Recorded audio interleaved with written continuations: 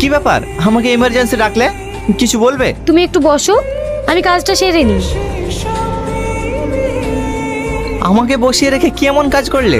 এই ল্যাপটপে আমার সম্বল, এই ল্যাপটপে সবকিছু থাকে।